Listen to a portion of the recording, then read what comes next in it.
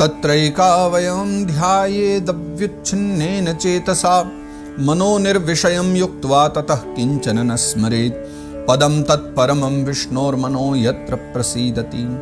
फिर तत्रैकावयवं ध्यायेद, ये नहीं कह रहे कि भगवान के पूरे स्वरूप का ध्यान करो, ना भैया ना, ये एकदम से सहज नहीं है, इतना स्वाभाविक नहीं कि पूरे के पूरे स्वरूप का ध्यान किया जाए।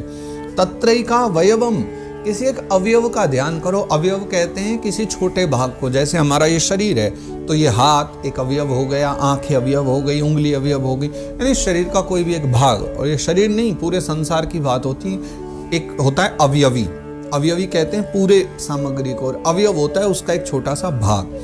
तो कहते हैं तत्रैकावयवम ध्यायेत्, भगवान के किसी अवयव का ध्यान करो। यानी आपको चरण प्रिय लगते हैं तो पहले चरणों का ध्यान करो, आपको ललाट प्रिय लगता है तो ललाट का दर्शन करो, आपको पानी अच्छे लगते हैं तो हाथों का दर्शन करो, आपको भगवान का वक्षस्थल अच्छा लगता है तो वक्षस्थल का दर्शन करो। तो ऐसे ही भगवान के किसी एक अंग का, और ध्यायेद अव्युच्छिन्नेन चेतसा, अपने हृदय के द्वारा भगवान के किसी एक स्वरूप का, छोटे से स्वरूप का ध्यान करें। और फिर एक एक ऐसे ही अंग का ध्यान करते करते, भगवान का चिंतन करते करते विषय वासना से मन को पूर्णतया एकदम दूर कर दो।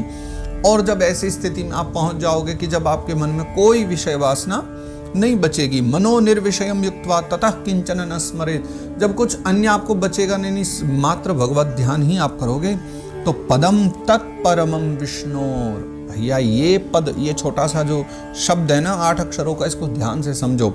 पदम तत्परमं विष्णोर, वैकुंठ जाने की आवश्यकता नहीं है।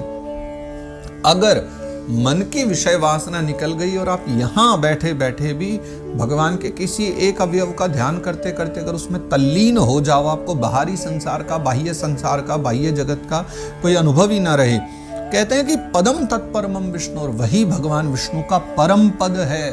वैकुंठ तक बाद में जाओगे आप, वही परम पद कहलाएगा। मनो यत्र प्रसीदति, जहां मन आनंद अतिरेक में भर जाए, जहां आपका मन आनंद में भर जाए, जहां सुख दुखों से आप परे हो जाओ, परमानंद में, परम मंगलमय रूप में, भगवत प्रेम रूप के आनंद में जब आप भर जाओ, वही भगवान विष्णु का परम पद है। तब मानो आप यही भगवान के उस परम पद का दर्शन कर पाओगे। रजस्तमोभ्याम अक्षिप्तम विमूढ़म मन आत्मनः यच्छेद्धारणया धीरो हन्ति या तत्कृतं मलम। देखो, कभी रजस्तमोभ्याम आक्षिप्तम विमूढ़म मन आत्मनम, कभी रजोगुण के द्वारा आप विक्षिप्त हो जाओ, यानी रजोगुण आप ध्यान कर रहे हो और रजोगुण के कारण आपका मन विक्षिप्त होने लग जाए। रजोगुण का मतलब यानी आप ध्यान कर रहे हो और आपको जो है अपना कक्ष याद आने लग जाए, अरे बैठ के कमर दुख रही है, काश अभी मैं आराम से बढ़िया सा अपने बेड पर सो रहा होता, लेट करके टीवी देख रहा होता, मूवी देख रहा होता। ये रजोगुण है। उससे आप कभी आपका मन पागल होने लग जाए, विक्षिप्त होने लग जाए। या तमोभ्याम विमूढ़म, कभी तमोगुण के द्वारा आप मूढ़ हो जाओ, यानी आपके मन में आए काश मैं इस समय कुछ ऐसी वस्तु खा रहा होता, कोई फास्ट फूड खा रहा होता, मुझे कितना अच्छा लगता। ये तमोगुण जब आपको विमूढ़ बना दे, मन आत्मा, जब आपका मन, आपकी आत्मा इस प्रकार रजोगुण से तमोगुण के द्वारा जो मूढ़ होने लग जाए, तो भैया घबराओ नहीं, धीरो, धैर्य धारण करो। और यच्छेद्धारणया धीरो हन्ति या तत्कृतं मलम, उसी समय जो है योग धारणा का आश्रय लो, और योग धारणा के द्वारा फिर इनको दोनों को वश में करना चाहिए, रजोगुण तमोगुण को, क्योंकि योग धारणा ही एक ऐसी वस्तु है, उक्त योग धारणा जिसकी हम अभी चर्चा कर रहे हैं, जिससे रजोगुण तमोगुण को ढका जाए, वही धारणा ऐसी है कि जो दोनों के दोषों को मिटा सकती है। इसलिए उसी का ध्यान उस समय करना चाहिए। यस्याम संधार्यमाणायाम योगिनो भक्ति लक्षणः आशु संपद्यते योग आश्रयम भद्रमीक्षतः। अच्छा, यस्याम संधार्यमाणायाम, फिर उस धारणा के द्वारा, धारणा जब स्थिर हो जाती है, उस धारणा के स्थिर हो जाने पर ध्यान में जब योगी फिर अपने उस मंगलमय परमात्मा का दर्शन करेगा, तो तुरंत ही वो क्या होगा कि भक्ति लक्षण, फिर भक्ति लक्षण होगा, यानी उसको भक्ति प्राप्त हो जाती है, भक्ति योग की प्राप्ति हो जाती। अच्छा, आप बिल्कुल भी कंफ्यूजन में ना रहिएगा, ऐसा बिल्कुल चिंता मत कीजिएगा कि ये बीच बीच में कहाँ से शब्द आ रहे हैं। यह जो ध्यान है, ये जो धारणा है, भक्ति योग है, ये जो बहुत सारे अब नए नए शब्द आपको सुनने को मिलेंगे, जो मेरे साथ निरंतर भागवत सुन रहे हैं उन्हें तो धीरे धीरे इन शब्दों के विषय में ज्ञान होता जा रहा होगा, लेकिन जो नहीं समझ पा रहे हैं उनके लिए मैं थोड़ा थोड़ा सरल करता चलूंगा, जितनी जैसी मेरी बुद्धि है।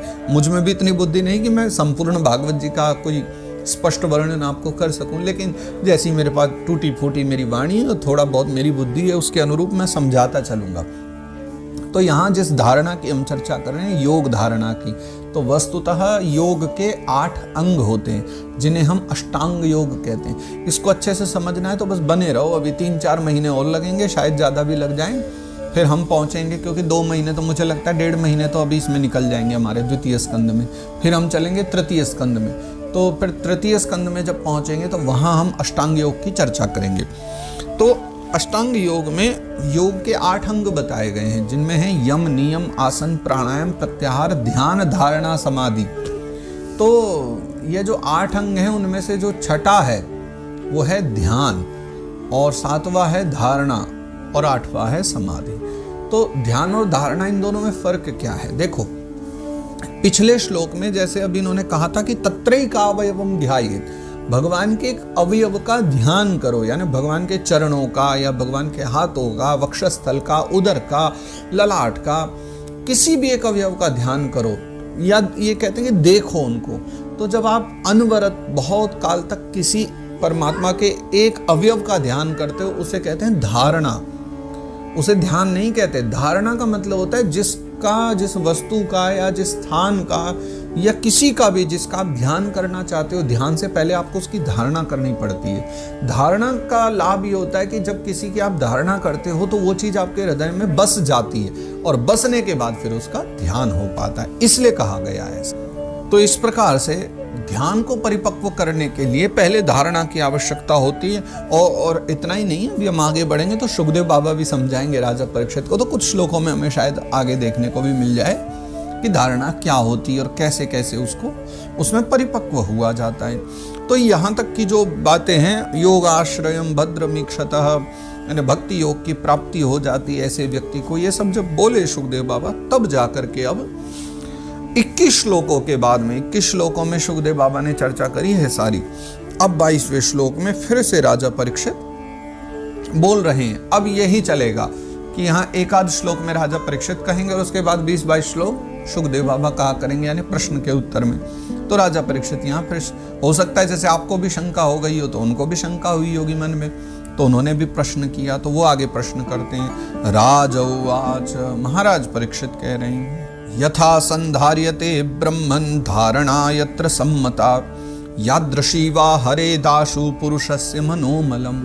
देखो वही बात आ गई ना, राजा ने वही प्रश्न किया कि यह जो आप धारणा की चर्चा कर रहे हो कि ध्यान से पहले किसी एक अवयव में अपनी धारणा कर लो, मेरा प्रश्न यह है कि वो धारणा किस साधन से, यानी किस प्रकार से, किस वस्तु में और किस प्रकार की जाती है। ये तीनों प्रश्न उन्होंने पूछ ले कि मान लो धारणा करनी है तो उसका साधन क्या है, यानी किस प्रकार से होगी, वो किस वस्तु में करनी, यानी वस्तु में, स्थान में, स्थिति में, किसी व्यक्ति में, किस में होगी, और उसका स्वरूप क्या माना गया है। उसका कोई स्वरूप भी तो होगा, तो उसका स्वरूप क्या है धारणा का, कैसे पहचान करें कि हाँ इसमें धारणा हो गई है।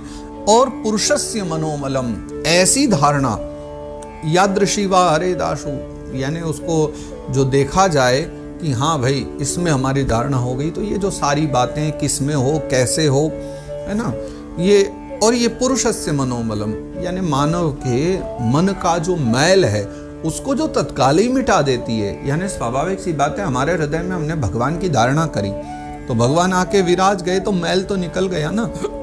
तो आखिर इस धारणा का ये जो प्रभाव है कि जो पुरुष के तुरंत ही मनोमल को, मन के मैल को निकाल के फेंक देती है।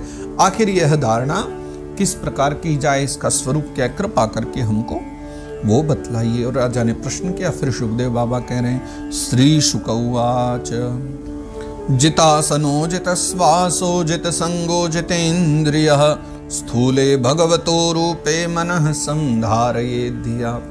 प्रायः भागवत कथा करते हुए भी हमने इस श्लोक की चर्चा तो सैकड़ों बार करी है। ये इतना प्रिय श्लोक है मेरा कि इसका तो हमने कई बार चर्चा करी है। जितासनो यानी आसन पर विजय, श्वास यानी प्राणवायु पर विजय, संग यानी आसक्ति पर विजय, और जितेंद्रिय यानी इंद्रियों पर विजय।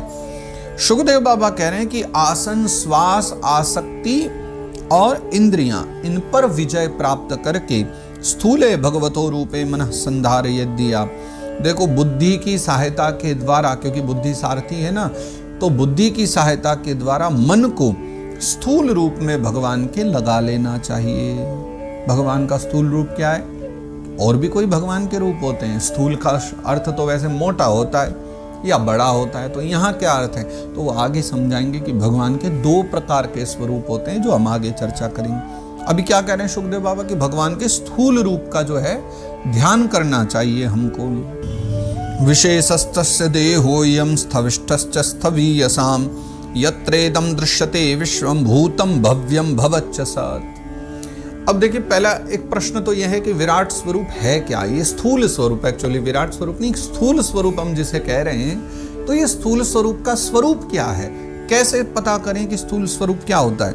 तो इस श्लोक में सुखदेव बाबा बतला रहे हैं कि देखो, सबसे पहले तो ये कार्य रूप जो सारा जगत है, ये पूरा का पूरा जो विश्व तुम्हें दिखलाई पड़ रहा है ना, ये इसमें जो कुछ था, भूतम यानी पहले था, भव्यम जो होगा, भवच्चय जो हो रहा है, यानी आदि मध्यांत की अगर बात करें, जो पहले था, अब है, आने वाले समय में होगा, ये सबका सब जिसमें दिख पड़ रहा है भगवान का वही जो स्वरूप है, उसी को हम स्थूल स्वरूप कहते हैं। यानी जो कुछ था, हो रहा है, आने वाले समय में होगा, ये सब कुछ कहीं ना कहीं तो चल रहा है ना, तो जिसमें चल रहा है उसी स्वरूप का नाम स्थूल स्वरूप है। यानी हम कहते हैं ना, कण कण में परमात्मा है। तो अगर आज हम यहाँ बैठ करके चर्चा कर रहे हैं, आज हम पानीपत में बैठे और पानीपत में बैठ के हम ये भगवत चर्चा कर रहे हैं, तो भैया ये जो सारी चर्चा चल रही है, ये भी भगवान के किसी श्रीअंग में बैठ करके ही हो रही है। वही चर्चा आज हम कर रहे हैं, तो ये भी एक स्थूल स्वरूप भगवान का है जिसमें हम बैठे हैं। यह पृथ्वी, गगन, वायु, आकाश, जो कुछ भी है, दिशाएं, तारे, ये सब भगवान के अंग हैं, जिसके आगे अभी हम चर्चा करेंगे कि हाथ क्या है, पैर क्या है, सर क्या है, नाक क्या है, मुख क्या है, आंखें क्या है, तो ये सारी चर्चा आएगी।